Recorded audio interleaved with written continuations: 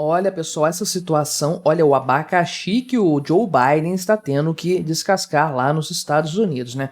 Coitado, o cara não sabe nem subir a escada de um avião direito, vai saber lidar com questões de dívidas, não é? Mas a dívida pública dos Estados Unidos, que é gigantesca, todo mundo sabe, aliás, é colossal, gigantesca, é a brasileira dos Estados Unidos, realmente é uma coisa titânica, né? Atingiu um novo recorde nominal, um novo valor aí histórico, que é 34 trilhões, aliás, ultrapassou isso aqui, 34 trilhões de dólares, certo? Então, é uma quantidade, assim, incomensurável de dinheiro, cara, um negócio, assim, absurdo, porque, de fato, o PIB brasileiro, em comparação, deve estar na faixa dos 2 trilhões de dólares aí, uma dívida, então, 17 vezes maior do que toda a produção de riqueza do Brasil em um ano, uma coisa impressionante aí, e isso subiu subiu 1 trilhão de dólares, né? 1 trilhão, metade de um PIB brasileiro em apenas 3 meses. É uma coisa totalmente sem rumo, totalmente descontrolada,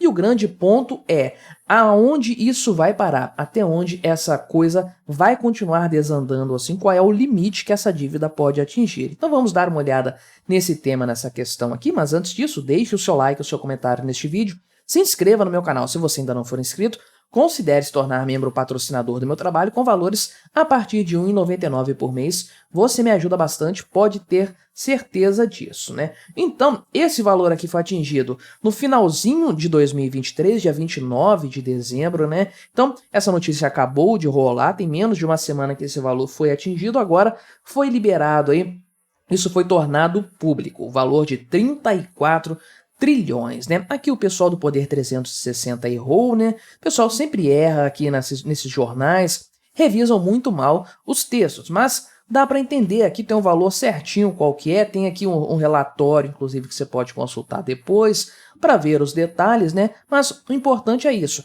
34 trilhões de dólares é o valor, o montante total da dívida norte-americana, conforme divulgado pelo próprio Tesouro aí dos Estados Unidos, e esse é o maior valor atingido pela dívida na história norte-americana, né? E isso aí, esse aumento considerável da dívida, certamente vai ter um impacto nas negociações para um aumento da possibilidade de mais endividamento. O governo dos Estados Unidos não consegue fechar as suas contas, mais ou menos igual ao governo brasileiro mesmo.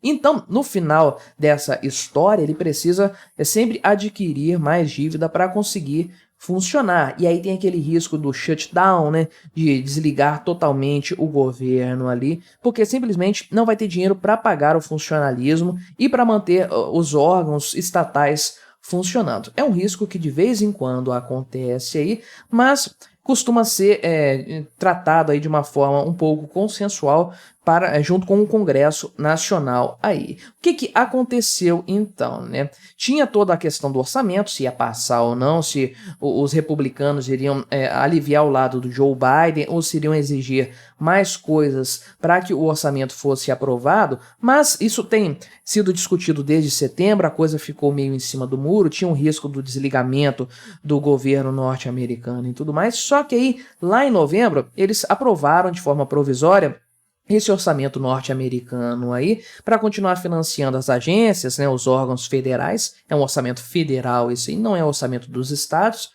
que é individual, e isso estendeu o financiamento ao governo norte-americano, né, dos serviços prioritários até 19 de janeiro, alguns outros setores foram financiados até 2 de fevereiro. Essas são, portanto, as datas limite para que o Congresso dos Estados Unidos aprove um financiamento novo para 2024, ou seja, a possibilidade do governo Joe Biden emitir ainda mais dívida neste ano, e aí vai começar toda aquela novela de novo, de libera mais dívida, não libera, aquela discussão, aquela queda de braço entre o governo norte-americano e o Congresso, que não está muito afim de ficar aumentando isso aí, muito menos de aliviar para o lado do Joe Biden, é claro, né? Então, praticamente todos os anos, os Estados Unidos gastam mais do que arrecadam, o que aumenta o déficit. Todo ano há um novo déficit, isso vai aumentando o montante da dívida ano após ano, né? E aí, para conseguir pagar as contas, o governo norte-americano toma dinheiro emprestado e aí salda os seus haveres, as suas obrigações, fica com uma dívida enorme acumulada ao longo dos anos. Isso subiu bastante.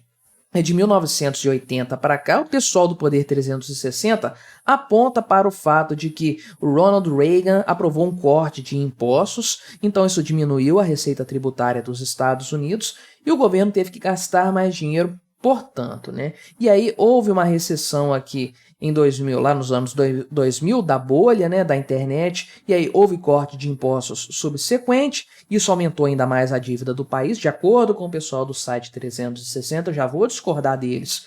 Quanto a isso aqui, isso se repetiu ainda em 2017, na época do Donald Trump, né? E aí, durante o governo dele, a dívida aumentou quase 8 trilhões de dólares, né? Uma queda na arrecadação por menos impostos e um aumento de gastos concomitante. Isso em grande parte, tá, por conta da pandemia. A gente sabe que teve um impacto muito grande lá nos Estados Unidos. E aí, então, o que realmente impacta no orçamento norte-americano e, por consequência, no aumento da dívida dos Estados Unidos são os gastos obrigatórios, né, que são as despesas que não precisam ser aprovadas pelo Congresso anualmente para serem pagas. Isso representa 60% do orçamento.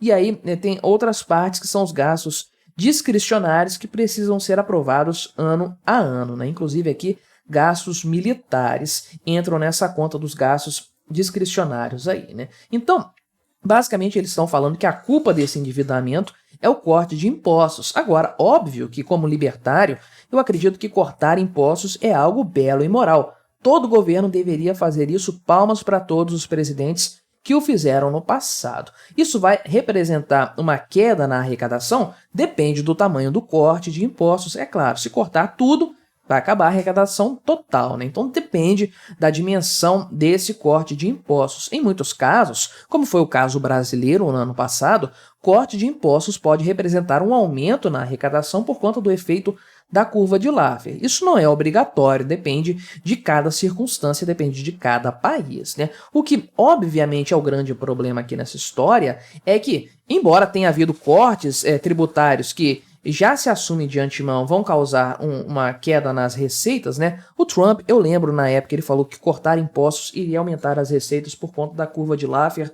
Isso não é necessariamente realidade, pelo menos não assim de forma evidente e de forma direta e proporcional. Cortei X, vai aumentar X do outro lado, com mais crescimento econômico, mais arrecadação.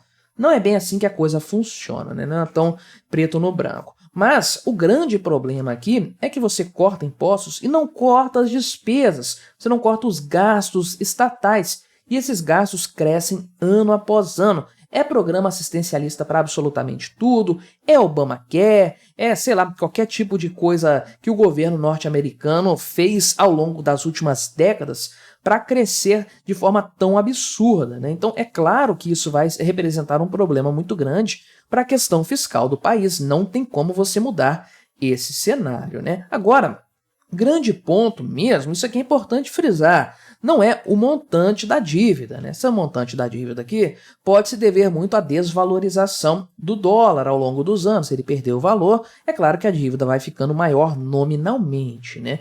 Também não significa nada se você não considerar a economia do país. É claro que uma dívida dessas aqui para os Estados Unidos é mais sustentável do que a dívida atual brasileira, porque a economia dos Estados Unidos é mais forte, é mais resiliente, tem a moeda mais forte do mundo. Então, mesmo com uma dívida tão grande assim, colossal, titânica dessas aqui, mesmo assim os Estados Unidos ainda são a economia mais sólida do planeta. Não tem muito o que discutir nesse sentido. A grande medida mesmo para considerar o aumento, o crescimento exponencial quase, dessa dívida norte-americana é compará-la em percentuais com o PIB, né, que é a economia do país. Então, o quanto que essa dívida está crescendo em relação ao PIB. Porque se há esse crescimento, significa que o governo está se endividando mais rápido do que a iniciativa privada consegue progredir em matéria econômica. E aí a gente olha, então, esse gráfico aqui que nos mostra, que nos apresenta a evolução da dívida pública dos Estados Unidos em percentuais do PIB ao longo dos anos. E você olha aqui no cantinho, né, onde está aqui o início dessa série histórica, peguei o valor máximo aqui, você vai ver aqui em percentuais, né, eu não estou tampando não, você pode ver então que lá no finalzinho da década de 40, na época da Segunda Guerra Mundial aqui, né? Então dá pra gente, aqui é 1955, aqui deve ser mais ou menos 1945, na época da Segunda Guerra Mundial, a dívida dos Estados Unidos estava lá em cima, óbvio, o país estava gastando tudo que podia com questões militares. Então você começa nesse patamar muito alto aqui, 120% do PIB, mais ou menos, né? Olha aqui, em matéria de dívida pública. E isso vai consistentemente caindo, porque embora os Estados Unidos estivessem na Guerra Fria contra a União Soviética ali, os gastos militares eram muito menores, o país não estava em guerra mais, numa guerra mundial, mandando milhões para a morte ali nos campos de batalha. Então, realmente, a economia foi progredindo, os Estados Unidos se tornaram aqui nessa época a maior potência econômica do mundo, e de fato, então o PIB foi crescendo e as despesas foram caindo porque a guerra tinha acabado. Então você vê aqui uma considerável queda na dívida pública dos Estados Unidos ao longo dos anos. E isso vem aqui de forma contínua até mais ou menos aqui 1970, a década de 1970, né?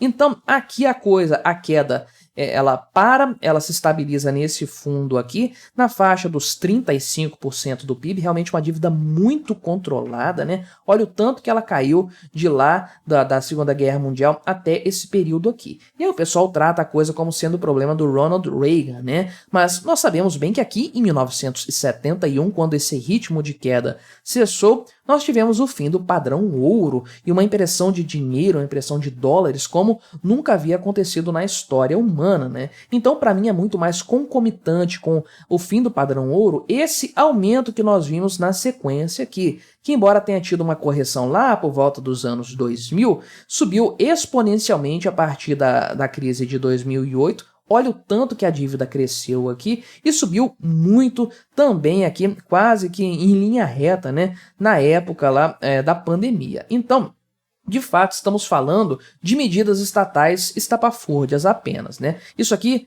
não é aumento, não é corte de impostos que explica isso, não é corte de impostos que explica isso aqui. Em primeiro lugar, é o fim do padrão ouro, a gente tinha um padrão de queda contínua até nós chegarmos nessa época aqui, e depois uma série de aumentos de gastos estatais para conter crises, programas assistencialistas e tudo mais, né? Então, nada além disso explica esse patamar em que nós estamos hoje, né? Os Estados Unidos estão do percentual da sua dívida pública que é superior ao da Guerra Mundial, da Segunda Guerra Mundial. Hoje os Estados Unidos estão mais endividados em relação à sua própria economia do que eles estavam naquela época de uma guerra que estava destruindo várias partes do mundo, né? Olha o que programas estatais equivocados são capazes de fazer. São piores do que uma guerra, não é? Mas o que você achou dessa história, desses números? Colabore com o nosso debate. Se inscreva no meu canal se você ainda não for inscrito e até a próxima.